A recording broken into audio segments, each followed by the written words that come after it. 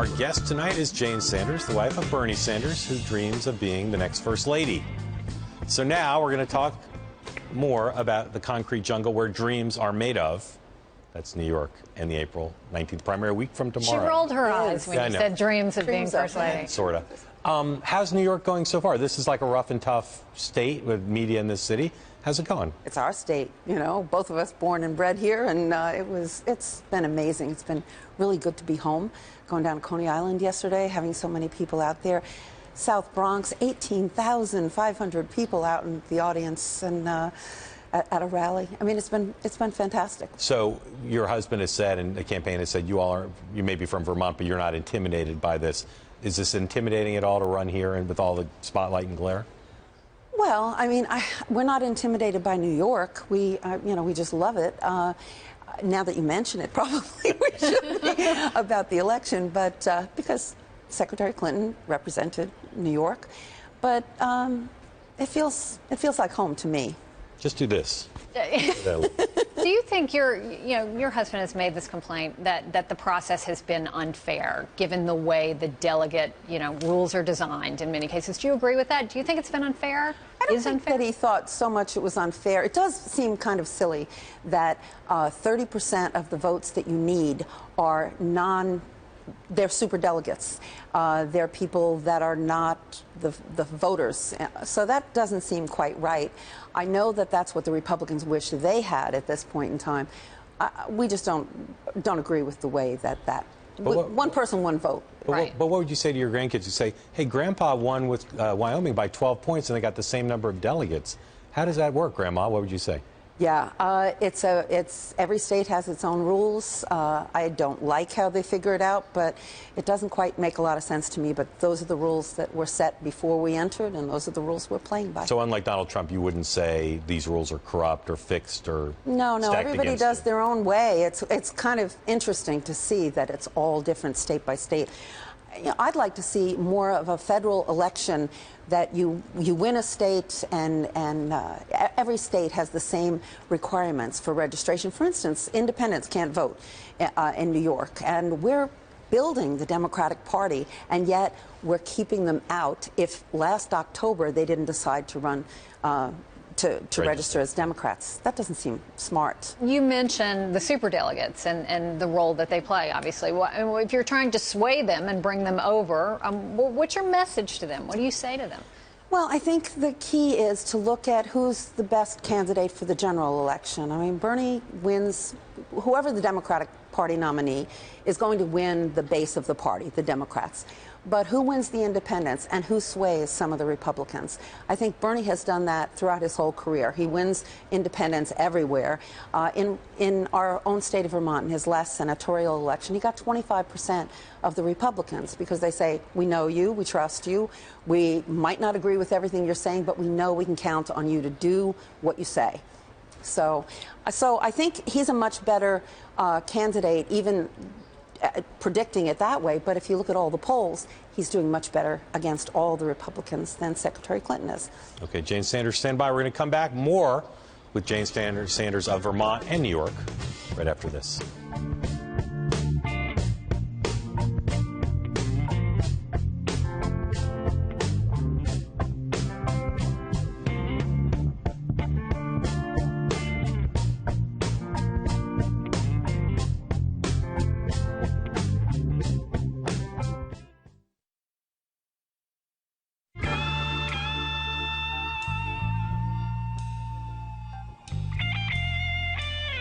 We are back with one of Bernie Sanders' closest advisors, and occasionally she's also his primary news source, like when she broke the news to him at a New York rally on Saturday that he had won the Wyoming caucuses. Jane Sanders, thank you for being here again. Good to be here. We were talking about that a little bit, Wyoming, and the differences on the delegate rules, and also about the superdelegates. But talk a little bit to us about your role in all of this. How you define it as someone who's campaigning for him.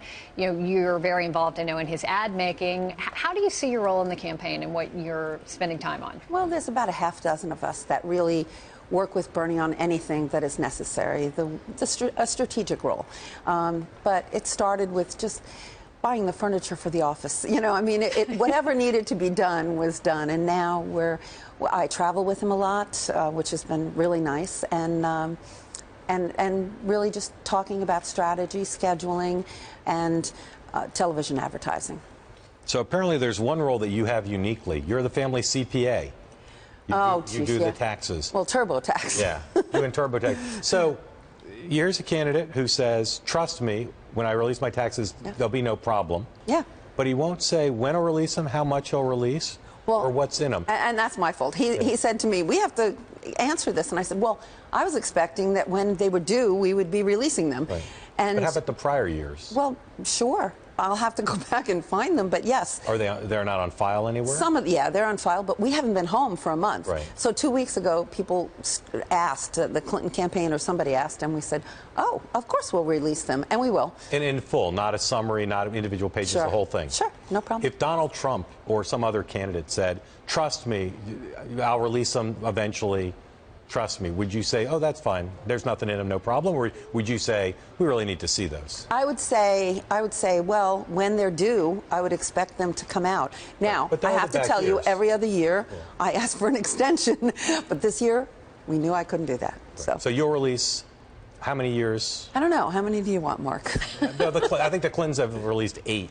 Or even more, but at least 8. Well, they've been in office all these years. They've done Senator it. Sanders has been in the House and Senate for right, and we every election we've released them. So maybe you'll release your whole returns, not just a summary. We did in when he ran for election. Yeah. Okay. So. All right, we look forward to that. I'll release this year's as soon as they're due, and can I have time to go home? Sure. And we'll then go release with you. future ones. Oh, good, come home. But you're saying there's like nothing in them. There's nothing. We're really pretty boring. You have your Senate income. What else do you guys have? Social Security. I sold my mom's condo at the beginning of the year. You know, that was But that's about a pretty simple return. Yeah, pretty simple return. But let me ask you about, this was more on the Republican side, a kerfuffle, or however you want to describe it, about the Melania Trump and Heidi Cruz that came out with the attention that was being paid to wives and spouses. Do you think that is fair? Are spouses fair game in this? I don't think families are fair game. I think that spouses put themselves out there in a supportive role. We're not playing partisan politics. To criticize people as they did, as Trump did for Heidi Cruz, for her looks, that's ridiculous. First off, she's a very nice-looking woman. I mean, but beyond that, it's just not nice to take personal attacks against anybody, let alone the spouses. I think it's fine to ask questions of them. If we are here, you can ask questions. You leaving for Italy with your husband on Thursday night? Yeah. So the New York primary is in 8 days. You're going to spend 2 days, which is like a quarter of the time that's left. Actually, 1.5. Okay. We finish. We're leaving Thursday right after the debate. Right after the debate, and we're leaving Saturday. first thing Saturday morning. Right. And we'll have events on Saturday. Right. So, I mean, we're in New York. We've been in New York all this time, and we're going to continue through the election. We've been in New York a lot more than Secretary Clinton has with her fundraising trips everywhere, many different. Does anyone in the campaign think it's a bad use of time, or everyone thinks it's the right thing to do? Everyone thinks it's the right thing to do. And what will you do there? Oh, Bernie will be speaking at the invitation of the Vatican to talk about a moral economy. I mean, that's quite an invitation that you really do not want to reject. I mean, this is quite an honor, and it's something, that he feels very strongly. The Pope Francis is an excellent leader, and that the issues he talks about are very similar to the ones that Bernie talks about. But you don't want my Rome restaurant recommendations because you're coming right back, is what you're saying. Right. All right. Next time you go, I'll give them to you. Bill Clinton the other day made some remarks about when he was being heckled by some Black Lives Matter folks. And the press jumped on one thing he said. Then the next day he said, he's tempted to apologize. That's a paraphrase. Do you think in our politics, for yourself, for your husband, for the other candidates and spouses, that the press and political opponents sees on one word or one phrase too often, rather than looking at the totality of what's said? Is that a fair criticism of the political process, do you think? I would definitely say that. Yeah. It's crazy that the story is the gaffe. The story is the mistake. Right. It's not what the intent was. Right. And I think Bill Clinton probably regrets how he handled that questioner, but he was speaking about other things as well. I would say that you're right, but I'd also say that your campaign occasionally has done that to your political opponent. Is that a fair thing to say, that you sometimes will take one thing Secretary Clinton says and kind of exacerbate or exaggerate its impact? Is that? I don't know that that's true, Mark. I think that is politics today. I know I always try to say no. What did she mean? What was the context? And when it fits with the overall image that Hillary Clinton is trying to project, or doesn't fit with it, and then we might put it out there. But it's always in a larger overall context. Okay. Yeah. We'll come up with not some a mistake. examples. Okay. I mean, you might not want to go here. It may be premature, but there are a lot of people in the pundit world who say if he doesn't win in New York, it's over for Sanders, and he shouldn't go on at that point. Well, how do you think about this over the long term? Is this a must-win? No, and that's the question that's been asked in Iowa, in New Hampshire, in Ohio, and everywhere. So everybody keeps on thinking that, well, he can't make it. You have to remember, when he started, nobody took him seriously. The media didn't cover him all throughout 2015, and now they're starting to, and he's won 8 out of the 9 last contests. So I think that he needs to do well in New York, and I think that if he does well in New York, which is his opponent's state that she represented, that says a lot. I think what we're looking at is momentum, and we're looking at how people are feeling about him. The more, we're in an enviable position, I think. The more people hear about Bernie, the more they know about him, the more they like him. That's a really good place to be. It's unfortunate they didn't know more about him before.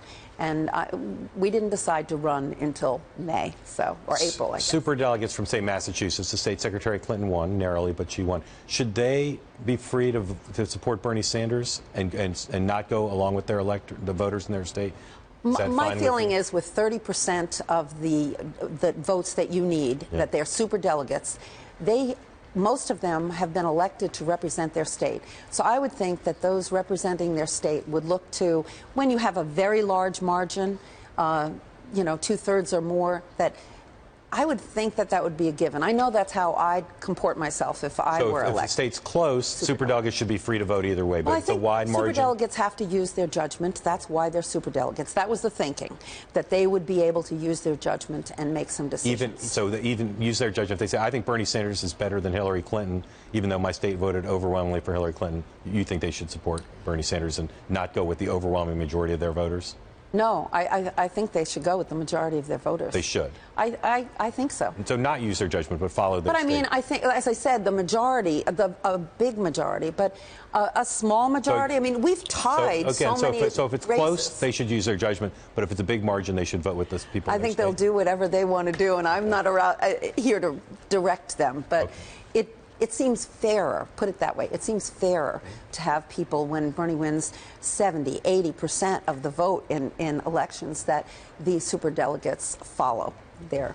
We didn't get to talk about Hamilton, but we're going to have you back and maybe sing. It was great. No, I won't. Everybody should go. Better than cats. Jane Sanders says, thank you very much. You're nice to come back. Thank Always you. great to see you. Good luck. Thanks. On the trail, up next. That's you. Go.